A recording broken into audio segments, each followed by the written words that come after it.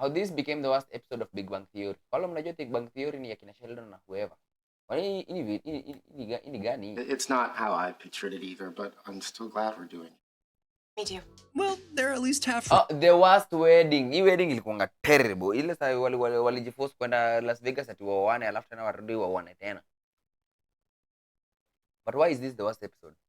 I'm pretty sure I can think of like two others. Right. Leonard and Penny's wedding certainly didn't turn out to be what anyone was picturing, but whether fans were ultimately glad the couple took the plunge was another story. Because amazingly, the matrimonial momentum found a way to turn one of the most anticipated moments in the show's history into the centerpiece of the worst episode of The Big Bang Theory. We have the rest of our lives to dredge up stuff from the past and fight about it. Oh, ilikuwanga nini? Ilikuwanga nimekumbuka. Ilikuwanga attention yote ilikuwanga Penny venye Leonard somehow ataland Penny na itakuwa very big spectacular wedding, alafu tena wakaiharibu kwa kuwapeleka kwenda kufanya wedding zile za AG. Okay, si za AG. So in America kuna kwanga na hii city kubwa inajiita Las Vegas. Unamjua Las Vegas? City kubwa inajiita Las Vegas. Na Las Vegas kuna apparently ukienda huko kuna kwanga na mahasla wenye wako na wedding license. Yaani ule msee anaweza kupatia ukipatia 200 anaweza kufanya unaweza fanya wedding na yeye. So wewe budget yako ni uende upige kasuti tu kako polite, dem anaenda achukue mtumba yake ya 200 pale Gedho. Mkuje muende ni kama mnaenda vacation. Nika sasa nika utoke Nairobi uende Nakuru. Muende ka weekend hivi nini, by the time mnarudi Monday mshaoana, mshafanya wedding everything. Hiyo ni wedding plus any wedding plus wedding plus honeymoon. By the time unarudi Monday, unaamka Monday unarudi kazi, and it's very cheap. Unaweza unafanya wedding ya 200 na hivyo ndo walifanya kwa hii episode, which was terrible. But before we get into our own big theory, why not take a moment to subscribe to the Nerdstalgic channel? Leonard, Sheldon, Howard, and Rajesh were all pretty stock nerd caricatures. And given their astronomical IQs, Penny was often left looking like a stereotypical dumb blonde. Marathon? Wow, how many Superman movies are there? You're kidding, right? But in the pilot, they all came off with a surprising amount of charm. It ended up with Leonard falling head over heels for Penny, and their love story would become a central element of a show that would run an astounding 12 seasons for a total of 279 episodes. By the end of season 8, I've seen all of them. Makofi kwangu. Leonard and Penny were engaged, and Sheldon had found love with Amy Farrah Fowler. In that season's finale, Sheldon calls his friends out for their failure to set a wedding date, so Leonard and Penny make the spontaneous decision to elope. It's a joyous moment for the characters and the audience. But on the way to get married in Vegas, Leonard confesses to kissing another woman in an isolated incident years earlier. Would you rather I didn't tell you? No, I don't want there to be secrets between us. See, now I'm confused. What am I supposed to do? Keep your mouth off other women?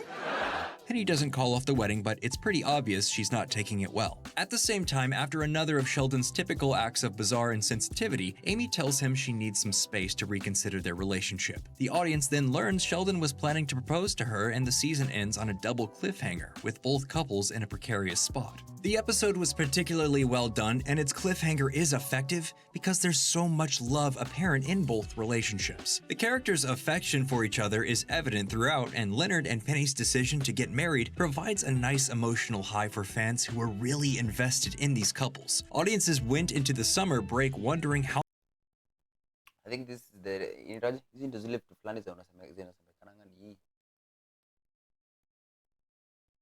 Uko so invested in the fake relationship to the point that you can be pissed when it does not go the way you want, aka parasocial relationships. the conflicts would be resolved, and what they got was the matrimonial momentum. Where are the rose petals? We're out! We can use the potpourri from the bathroom! Okay. Really, we're good. Yep, just want to get married. Yeah. Leonard and Penny arrive in Vegas and await their nuptials at a typically chitsy Vegas wedding chapel that's next door to a strip club. The atmosphere couldn't possibly be less romantic, and they're both painfully aware of it. From the first beat, it's also clear that despite her reassurances to Leonard, Penny isn't particularly happy to be there, and even Leonard seems surprisingly unenthused about marrying the dream girl he's pursued for 9 years. The conversation in the car sapped everything of its magic, and it feels like they're just going through with it because it's what they had planned to do. Thus, the titular matrimonial momentum. When it comes time to say their vows, the ones Leonard writes are couched purely in terms of science. I like to think those atoms traveled 14 billion years through time and space to create us so that we could be together and make each other whole. It's consistent with his character, and Penny obliges him by acting wowed, but despite his years of love for her, they're totally impersonal and he kind of delivers them like someone reading a greeting card. Penny uses the lyrics to Randy Newman's "You Got a Friend in Me" from Toy Story. Got a friend in me. He loves that movie. I do. It's the only truly sweet moment in the whole wedding sequence, but we know she did it because she didn't have anything emotionally honest to say at the moment, so even that is kind of heart-wrenching. They return to their hotel where he carries her over the threshold. Imagine unaenda wedding kwa mtu alafu anakuimbia wimbo yako. Ndio walikoseleza, huwezi andika kile, huwezi niambia tu kichoko na wakubwa or something. It's weird. And they try to act like everything is alright, but when they go to kiss, the truth finally becomes unavoidable. She's still angry about what he confessed. It causes a fight and the two head home to their separate apartments. There was nothing inherently wrong with the idea of Leonard and Penny's wedding being a disaster in one form or another. The writers were trying to create a situation where both Leonard and Penny, scared of getting married for different reasons, are trying to subconsciously sabotage the wedding. The problem is there's nothing funny about that. So almost the entire wedding sequence is just uncomfortable to watch, which is of course by design, but that discomfort is never alleviated. And the episode's B-plot doesn't help because it's arguably even less fun to watch. While Leonard and Penny are doing their thing, Sheldon shows up at Amy's after she told him to give her space, and is, as usual, unrelentingly self-centered. It's only been 11 hours. The Lord of the Rings trilogy was nearly 11 hours. I made you watch that. You said it was an eternity. He then follows her to Howard and Bernadette's house, even though he knows he's not invited. Stalker vibes. It's giving stalker vibes. And insists on being let in, even though everyone has made it clear it would be awkward. Once they do relent and bring him inside, Sheldon quickly insults Amy by implying she's getting old. Well, you should think fast, because men can sire offspring their entire lives, but those eggs you're toting around have a sell-by date. Prompting her to dump him and run off. After everything has died down, Sheldon visits Penny for coffee, but gets angry at her and storms out because she didn't try to talk Amy out of dumping him. The episode finally ends when a defeated Leonard laments to Sheldon that he didn't picture his wedding night turning out like this. Really? I never imagined any other way. The whole thing is just kind of depressing. The episode ends on a downbeat, but that's not its problem. The problem is that the matrimonial momentum is pretty much nothing but downbeats. This is partially explained by the fact that it serves as something of an unofficial two-parter with a subsequent installment, the separation oscillation. At the end of that one, Leonard and Penny reconcile and decide to stay married, which is nice, but saving that resolution for the second episode of the season left the premiere in a tough spot. The matrimonial momentum had to ruin Sometimes unasahau wingi hizi show sisi tunaonanga kwa sababu already zishaproduciwa. Sasa tuna binge through. So ukipata ikiacha ina downbeat, sasa part 2 yake iko ina upbeat, kuna vile itakuwa fun na at least uta feel resolved. Hawa sasa walikuwa wanangoja wiki iishe ndio uweze kupata. Sasa unapata uko zile za hiyo video, hiyo ni episode gani bana? Alafu sasa ni season 4. Episode 1 ya season 4. After umengoja a whole 3 months before ingine ikuje. Leonard and Penny's wedding, without fixing things by the end. But in addition to being denied a happy ending, the episode was also denied the comic relief of a lighter B-plot. Instead, the B-plot is busy adding to the bad vibes by breaking up another fan-favorite couple, and doing it in a way that didn't make Sheldon look so hot. His behavior toward Amy comes off as sexist, especially in combination with his misogynistic rantings to Leonard. The show writes it off as Sheldon's general social dysfunction, but it's hard not to notice that his anger in this episode frequently takes the form of a generalized hatred of women. And you know why? Because you're a man. The champagne of genders. And like the main storyline, the B-plot also doesn't have a lot of laughs in it. And it's not for the lack of trying. But the writers' attempts to wring humor for moments like Howard comparing Amy to an abusive victim, or Stuart creepily showing sexual interest in both Amy and Penny at inappropriate times, fall flat, especially in the serious story context of an ugly breakup. The problem is also weirdly exacerbated by the show's laugh track, which seems to find everyone's heartbreak laugh out loud uproarious. Listen, I may not have been entirely faithful, but you are not easy to lift. The whole thing is especially disappointing That's gonna have fat. because of how well the show's writers handled similar stories in the past. Take, for example, Season 3's The Wheaton Recurrence. That episode also features Leonard and Penny navigating a relationship problem, a scene where Sheldon comes to talk to Penny about those troubles, and an ending where the couple breaks up. Whereas the wedding episode is relentlessly downbeat, The Wheaton Recurrence chooses its moments when it comes to delivering the sad stuff, which makes those moments much more effective.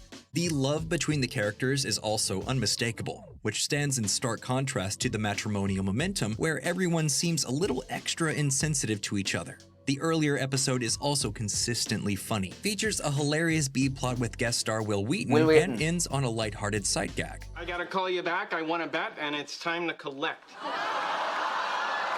The wedding of two beloved characters fans had been following for over 8 seasons wound up being joyless. For what it's worth, the show did try to make the botched wedding up to fans a year later when Leonard and Penny had a second wedding in the season 10 premiere, The Conjugal Conjecture. And that was probably always the plan. But while the second wedding could fix things for Leonard and Penny, it couldn't change the fact that the show's audience first had to sit through one of the least fun TV wedding episodes of all time. So, what do you think? Was the matrimonial momentum the worst episode of The Big Bang Theory? And if it wasn't, what was? Let us know down in the comments below, and if you enjoyed this video, you'll definitely find others you like if you check out the whatever group video.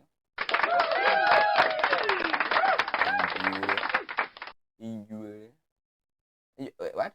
Young Sheldon absolutely should have failed. Why? Admit it, he's adopted. How can I be adopted? Young Sheldon absolutely should have failed. Why? How? I like Young Sheldon. Funny. This is a Did when I have a twin sister. Think, monkey. Think. That's enough. No one's adopted. I wish I was. That can still be arranged. That was a clip from Young Sheldon, a spin-off of the mega-hit CBS sitcom The Big Bang Theory. Now, in today's world of reboots, remakes, and sequels, creating a successful spin-off to a beloved television show is incredibly difficult. And creating a spin-off that... And somehow they did it. Somehow. Nikajaribu kuanza kufikiria spin-offs na reboots na remakes za shows zingine zinafanyika siku hizi bana, unaweza cheese. You're wasting my nostalgia. Even better than its beloved original is near to impossible, which is why we're amazed to say that somehow Young Sheldon might have actually figured it out. Hello, Dr. Bowers. It's Sheldon Cooper.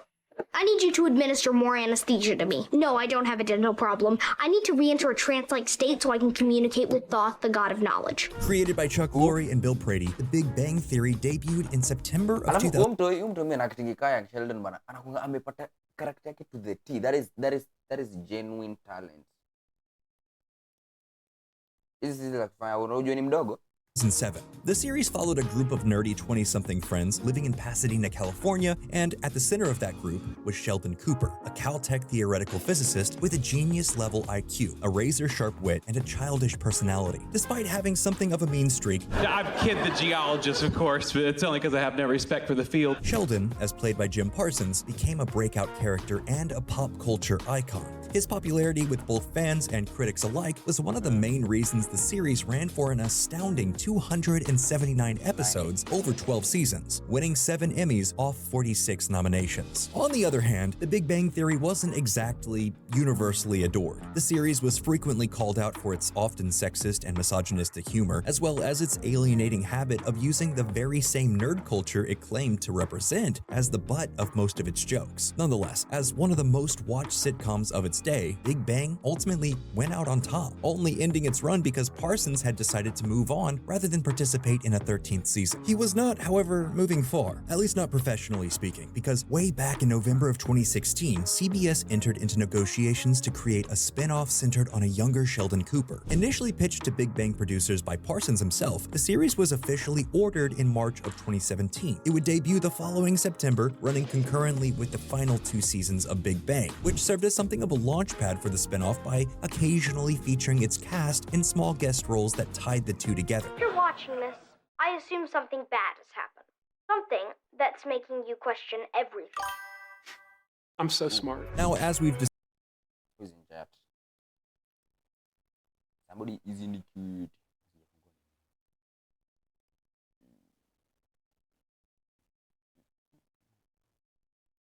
Wagwan.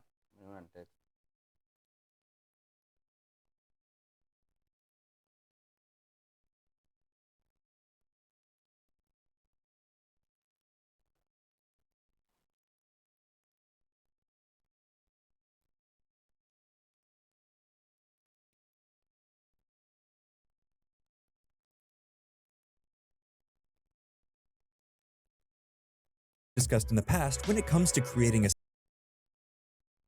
spin-off, there are 2 main options for creators to choose from. The first, and far more common, is to The create a prequel. lightly veiled clone. This kind of spin-off is the same type of show as its progenitor, but may have a slightly different angle, a mostly new cast, and be set in a different time or place. Examples include the NCIS franchise and Law & Order. The advantage to this model is obvious. If fans like the original, there's a good chance they'll like more of the same. That being said, the history of television is littered with the corpses of spin-offs that attempted to imitate the style and tone of their predecessors. Shows like Joey, That 80s Show, and How I Met Your Father, for example, just came off like How I Met Your Father is trash.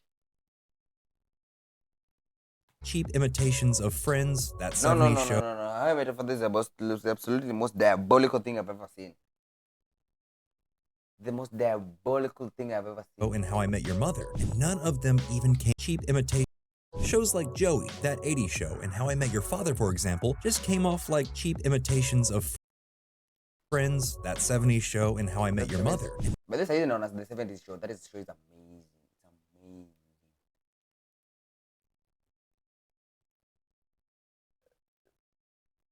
Basi yangu ananiambia tulikuwa tunaona anadhani mimi ni Hyde, but mimi na relate more to the main character of the show. What's his face? I can't even remember his name. None of them even came Some close reason, to Mrs. Jumbo duplicating the Anambia, success of their which is respective weird. originators. Which brings us to the other way to create a spin-off, which is to take an interesting character from the original and then build a completely different show around them. It's a risky approach because seeing a single character they recognize isn't necessarily going to convince audiences to watch a series they might not otherwise get into. On the other hand, delivering fans a unique universe that still somehow feels like a part of what came before can sometimes sidestep their nostalgia for the original and save the spin-off from feeling like a disappointment. It's not a surefire road to success, but series Usinipigi cut. Wa Captain that America. chose the latter route include some Yeah. of the Yeah, most an successful action spin-offs sitcom. of all time, including shows like Frasier and Better Call Saul. And perhaps because Big Bang was still making new episodes at the time and didn't necessarily want to compete with a clone show, that's the route producers took with Young Sheldon. In fact, what they delivered was so different that if you didn't know it going in, you probably wouldn't realize it was a prequel to The Big Bang Theory. Per the student dress and grooming code, this boy is wearing sports attire outside of a designated area, and this girl's blouse is diaphanous, which means I can see her brassiere. Co-created by Brazier. Lori and Stephen Malero, Young Sheldon follows the titular child prodigy as he grows up with his family in East Texas during the late 1980s. That family includes Sheldon's fiercely protective and devoutly religious mother, Mary, his good-hearted but slightly meat-headed football coach father, George, his underachieving older brother, Georgie, his smart-mouthed twin sister, Missy, and his sarcastic maternal grandmother, who Sheldon famously calls Meemaw. Meemaw. Largely embraced by critics and fans, Young Sheldon would run for 141 episodes over 7 seasons. And in an age where most series are Coming season 4. lucky to make it through even a couple of 8-episode seasons, that makes it an unqualified success. So it's hard not to wonder, what went right? Well, for starters, Young Sheldon was a very different show than its predecessor. Stylistically, Big Bang was a multicam sitcom with a laugh track, whereas Young Sheldon used a single cam format and no laugh track. And structurally, Young Sheldon's stories were knit together by the voice of the adult Sheldon in an omniscient narrator role, which the original series lacked. In any real-life crisis, my family's default mode is mindless panic. Sheldon's gonna die! Sheldon's gonna die! Or heartless apathy. Oh my Lord! Giving the spin-off a totally different look Yeah, you can't die, bro. Like, yeah. and feel was probably partially a reaction to changing trends in sitcoms, but right off the bat, it somehow made the Big Bang universe feel bigger. Similarly, Big Bang, like Friends or How I Met Your Mother, was part of a genre of sitcoms which focused on the romantic relationships and professional lives of young urban adults. In stark contrast, its rurally set spin-off was a family show centered on a child. In that way, it was much more like The Wonder Years or Malcolm in the Middle, both of which were clearly huge influences. Young Sheldon also had both great characters and great casting. Sheldon himself is played by Ian Armitage of the hit HBO series Big Little Lies, who was only 9 years old when Young Sheldon debuted. Recasting an iconic character, even at a different age, always risks alienating a pre-existing fan base. But to say Armitage was perfect for his role would be underselling it. Supported by Parsons' voiceovers as the adult Sheldon, the two seamlessly combined into a fuller version of the character than was ever depicted on Big Bang. The same could be said for Sheldon's family members, save for George Sr., who died before the event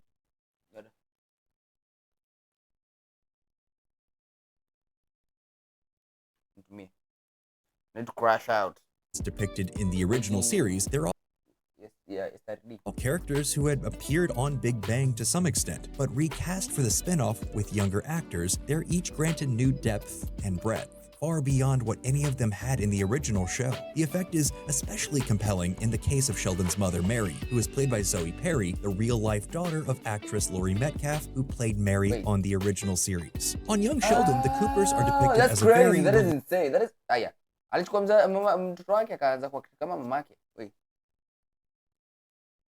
relatable, very average family doing their best to cope with a bizarre boy genius in their lives. They couldn't be less similar to Sheldon's supporting cast from Big Bang, so they provide him a wildly different dynamic in which to exist and function. That drastic change in situations opens the door to a world of completely new stories about the character, which complement rather than step on or needlessly drag out what fans had seen on the original show. Glad you enjoyed it. So, Sheldon, what did you think of your first theoretical physics class? I think I'm gonna do this for the rest of my life. Good choice. For example, Season 2, Episode 22, a Swedish science thing, and the equation for TOAs. This emotionally difficult episode finds Mary worried about what will happen when no one shows up to the Nobel Prize party Sheldon invited the whole school to. This Wednesday morning, the Nobel Prize in Physics will be announced, and I'd like to invite each and every one of you to my garage to listen live at 5 a.m. and be a part of scientific history. And then picking up the pieces when no one comes and Sheldon's hero doesn't even win. It's a heartbreaking episode that turns hopeful when it offers glimpses of the young versions of Sheldon's future friends from Big Bang. Perhaps most importantly of all, the change in story worlds comes with a major change in tone. Young Sheldon's gentle and sincere comedic sensibilities are in many ways the antithesis of Big Bang's crass, edgy, and occasionally offensive sense of humor. In fact, it's probably not unfair to say that Young Sheldon might even be the kind of series that could easily appeal to people who hated Big Bang, which is all to say, it was a show that stood on its own and you didn't need to appreciate or even see Big Bang to understand what it brought to the table. And maybe that's why Young Exactly, that's why it works. Hii maneno ya kutengeneza movie. Hii maneno ya kutengeneza movie because unatumia nostalgia baiting. Okay, nostalgia baiting. I hate nostalgia baiting. Huwezi tengeneza tu show, alafu uchukue original concept from the other show, alafu uanze kusema juu kwa sababu mliona hii show mtapenda hii show, lakini huwezi na hii show ya kwanza. Ya pili, ama ujiona hii show ya kwanza. I need my new shows to sound on their own, but we need also some nostalgia to relate with the other show. Don't change it to make it different, but make it independent to stand on its own. Sheldon lasted as long as it did, and now has a spin-off of its own. Georgie and Mandy's first marriage debuted on October of 2024 and focuses on the married life of Sheldon's older brother, Georgie. Other characters from Young Sheldon have dropped in as guest stars, but otherwise, the new spin-off is as different from Young Sheldon as Young Sheldon was from The Big Bang Theory. unnecessary. Going back to the multicam format and adding a laugh track, Georgie and Mandy is, in many ways, more similar to The Big Bang than it is to its direct predecessor. As of this writing, it only has one season under its belt, but so far, it seems like a success, having garnered mostly positive reviews and decent ratings. Only time will tell if Chuck Lorre and his team will be able to strike gold a third time and go on another multi-season run, but their track record so far leads us to believe that if there's a science to making spin-offs, they might be the geniuses who figured it out. So what do you think? Were you Yeah, it was a good video. There was a great video. There was an amazing video.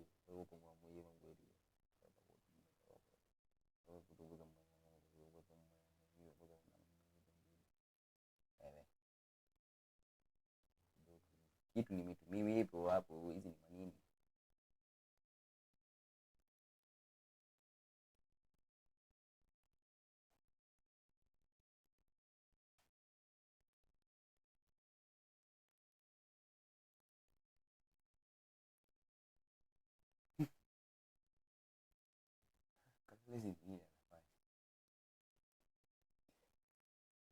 Wait, anaangana back tatu, mbona sijaiona?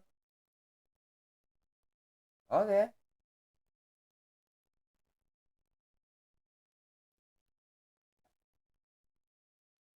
Mzee hujanitumia?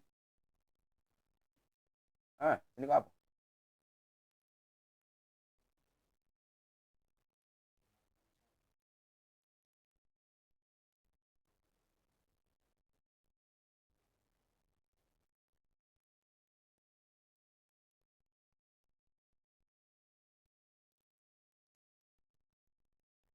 Oh. Ground.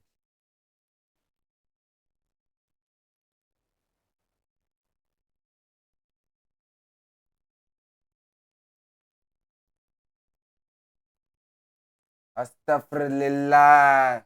Wait, what am I saying? Yeah, check me this language wenyewe. What? What is going on? What is going on here? Yeah. What happened to it? We should bring back shame in Kenya. Bring back shame. Bring back shame. Sasa hizi ni nini? Watu wenyewe wanafanya ati wasema quiz alafu tena even the kids know. Even the kids know this is not supposed to be. Hadi huyu ako zile za nini hizi naona hapa. Watu wenyewe wanapoteza. Acha tuende comment section. Hii shule iko wapi? Mtu anataka huyu anakujoin. Bila.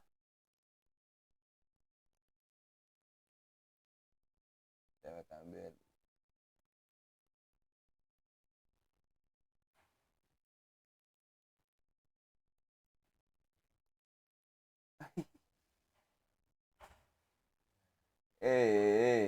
Hii fees yote huenda wapi? Lakini hii si poa.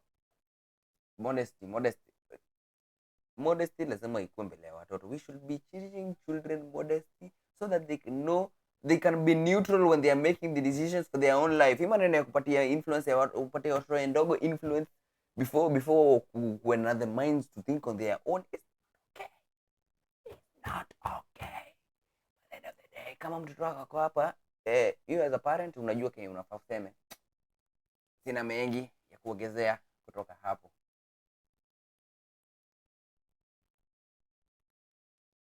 Sina mengi ya kuongezea.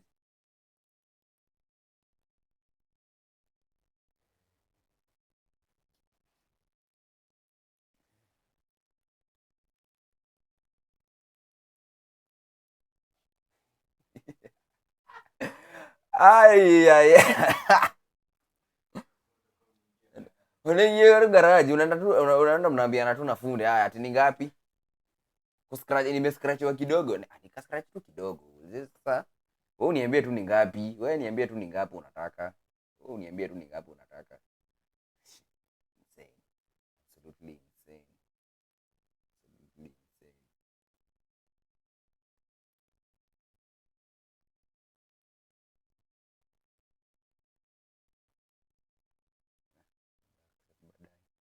Inakataa kufanyeko.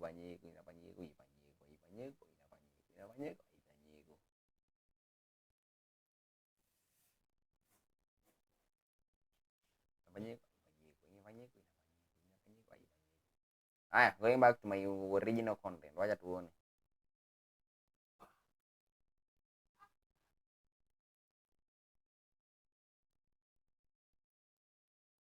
Why Barney sister needed the change? Hapana, nimeona maneno Big Bang Theory mingi. Sasa hii ndaona in my private time because the absolute goat.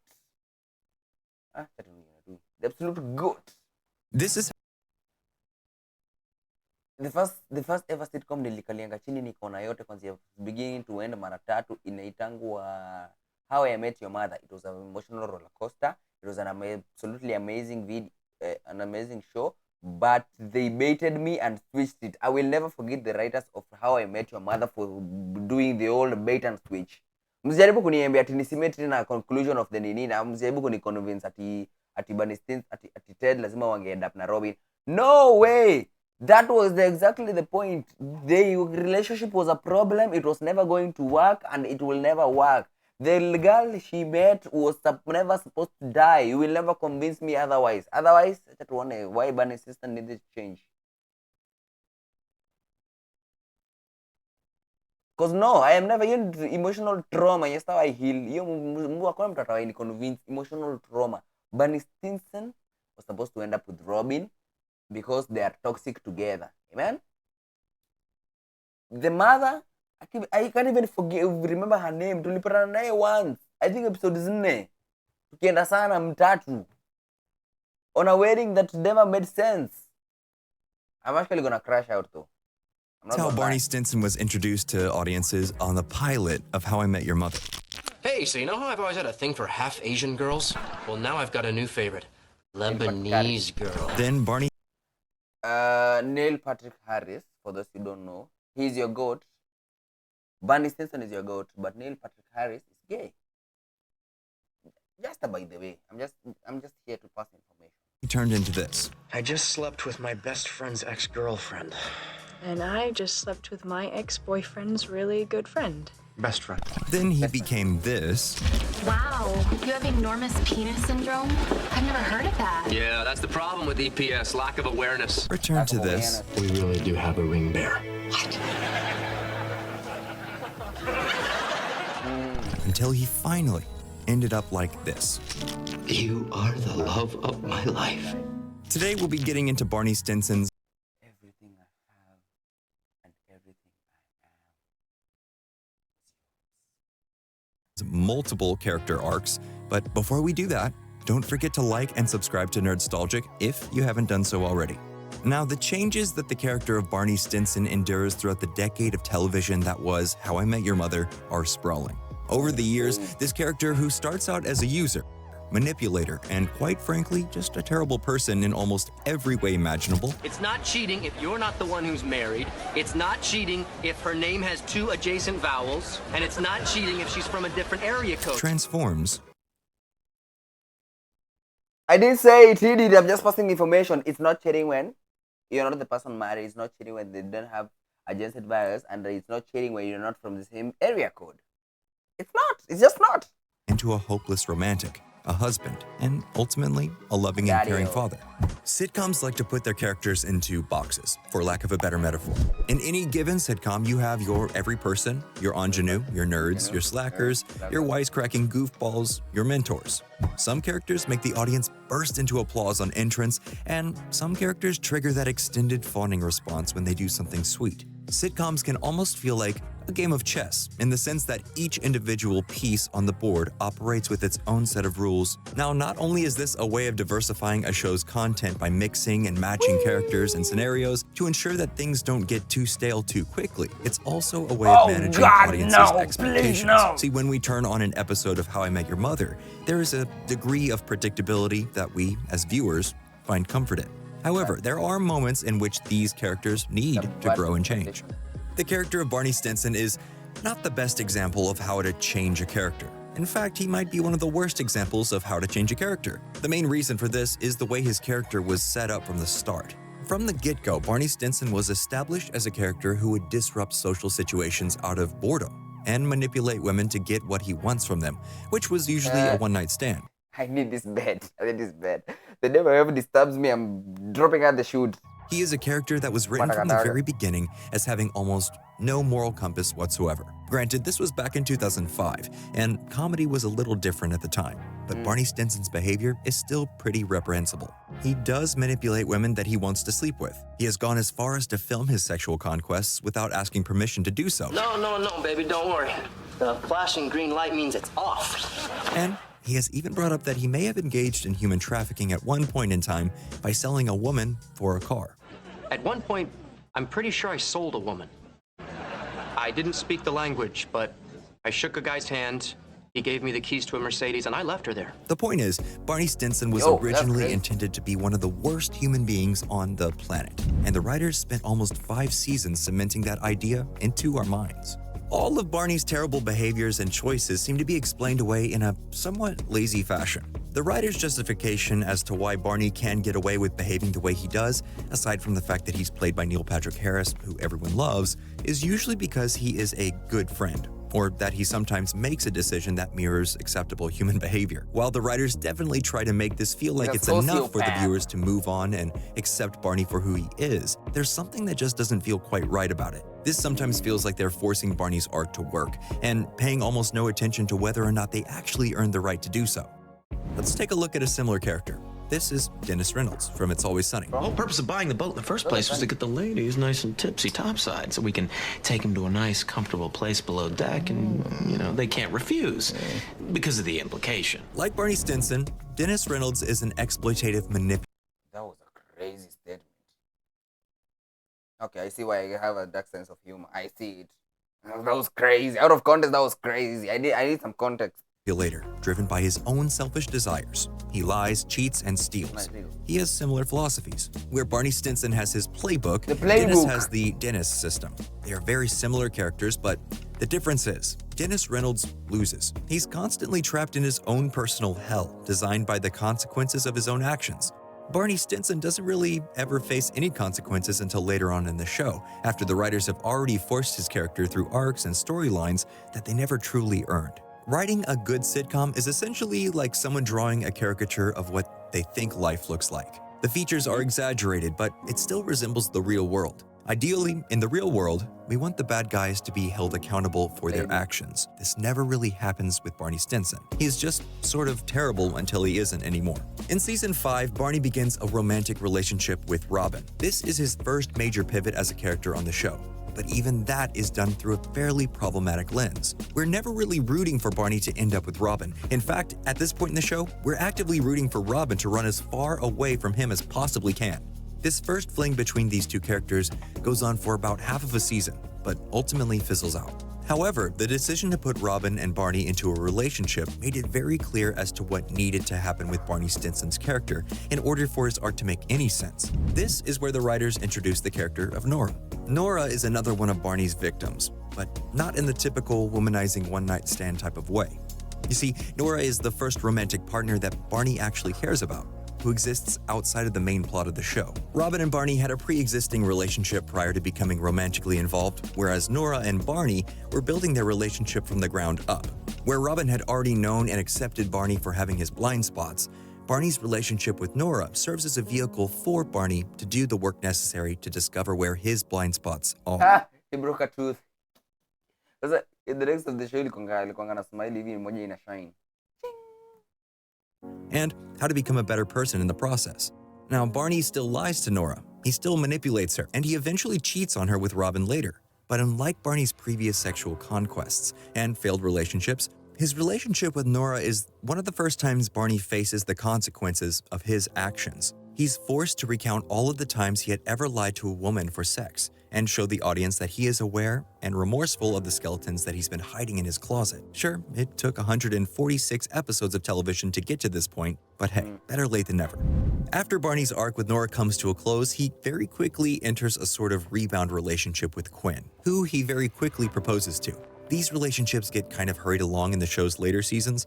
Barney's engagement to Quinn only lasts for about 3 episodes before writers begin pivoting Barney once again back toward his relationship with Robin.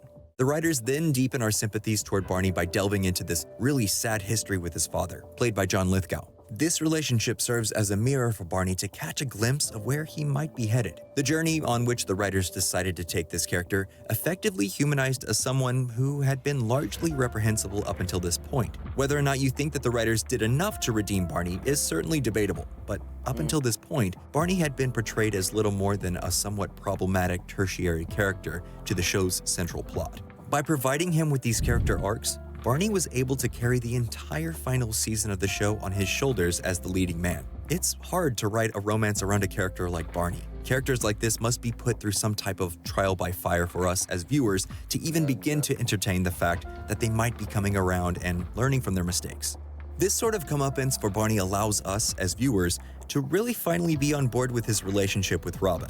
We stop seeing Barney as a well-to-do playboy, and we start seeing him as a human being with a heart. This ultimately paves the way for Robin and Barney's marriage, which serves as the through line for the show's final season. And it wouldn't have been possible given the way Barney was developed in the show's first 5 seasons. Barney needed accountability to progress in our hearts and minds as an acceptable suitor to another beloved character. After it is revealed that Robin and Barney divorced one another, we are still on board with his redemption to the point of being excited and optimistic over the idea that he will be entering fatherhood with a woman he had a one-night stand with. And that's where we leave his character at the crowning moment of his final character arc. Everything I have and everything I am is yours. Barney Stinson's many character arcs are remarkable in the sense that almost all of them were set up to fail from the very first episode. The writers had plenty of misses with the character as well, but there is something to be said about effort. For all intents and purposes, the writers could have just given up on Barney and relegated him to just being a terrible person all of the time. But the efforts taken to humanize and educate him result in us feeling good about where we leave this otherwise problematic character at the time of the show's conclusion. It's never enough to just have characters that engage in terrible behavior for no other reason beyond thinking it's funny to be an awful human being. We need to understand where the behavior comes from, and we need to see our characters engage in behaviors that rectify their actions if they are to be redeemed. Inversely, if we don't want these terrible characters to be redeemed, they at least need to lose for us to be on board with showing up to watch them on a weekly basis. Creating accountability and consequences for the characters allows us to understand their humanity beyond what we see on the surface. And once our characters face the accountability and consequence, they can change in a way that makes sense with the context of the story, and also in a way that can touch our hearts as a viewer. It can turn something horrible into something tragically hilarious, or it can turn something monstrous into something that feels genuinely heartwarming. And hey, that's it for today's episode. Don't forget to like. The relatability inakuwa kwa Barney Stinson inakuanga the